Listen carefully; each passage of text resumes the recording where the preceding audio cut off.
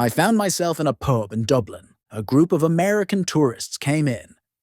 One of the Americans said in a loud voice, "I hear you Irish think you're great drinkers. I bet £5,000 that no one here can drink 30 pints of Guinness in 30 minutes. The bar was silent. The American noticed one Irishman leaving. No one took up the bet. 40 minutes later, the Irishman who left returned and said, "Hey, Yank, is your wee bet still on?" "Sure," said the American. 30 pints in 30 minutes for a bet of £5,000. "Grand," replied the Irishman. "So pour the pints and start the clock." It was very close, but the last drop was consumed with 2 seconds to spare. "Okay, Yank, pay up," said the Irishman. "I'm happy to pay. Here's your money," said the American. "But tell me, when I first offered the wager, I saw you leave. Where did you go?" The Irishman replied, "Well, sir, £5,000 is a lot of money to a man like me, so I went to the pub across the road to see if I could do it." An elderly, blind cowboy, guided by his instincts and years of navigating the world without sight, wandered into a bustling bar, the sounds of laughter and clinking glasses filling the air. He confidently navigated his way through the crowded room, his hand outstretched, until he reached a vacant bar stool.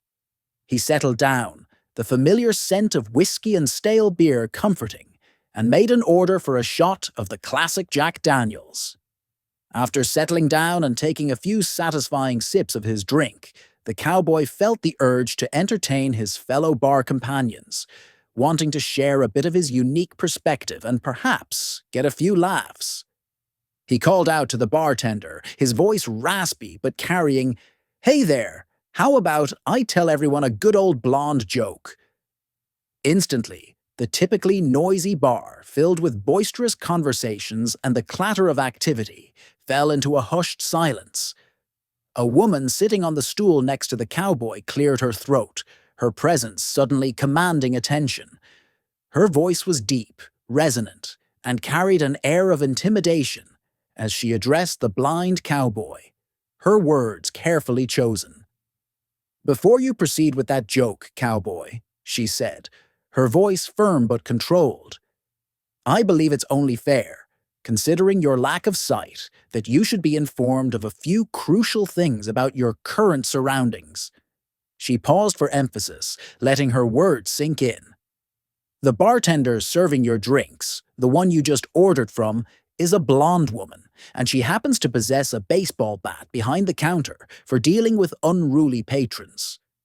The bouncer guarding the entrance to this establishment, the large gentleman who just nodded at you, is a blonde man, and he's armed with a rather substantial billy club. I myself am a 6-foot-tall blonde woman, weighing in at a solid 175 pounds, and I hold a black belt in karate, a skill I'm quite proficient in. The gentleman seated directly next to me, the one who just offered you a sip of his beer, is also blonde, and he happens to be a professional weightlifter, capable of lifting incredible amounts of weight.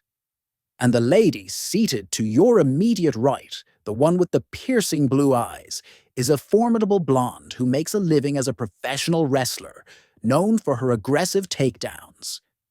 She paused for a moment, letting the information fully register before delivering her final words, her voice leaving no room for misinterpretation. "Now, I suggest you ponder over this situation seriously, cowboy.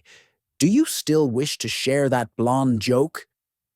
The blind cowboy, taking a moment to process the information, a slow shake of his head, indicating his change of heart, murmured in a low voice, "Not in a million years."